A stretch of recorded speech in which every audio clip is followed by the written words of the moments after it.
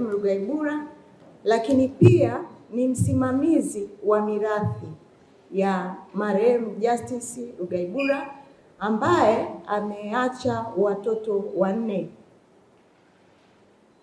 Na kutokana na alivyoongea mkuu wa mkoa na viongozi wote wa serikali, ili jambo sihitaji kulieleza tena kwa sababu limezungumzwa.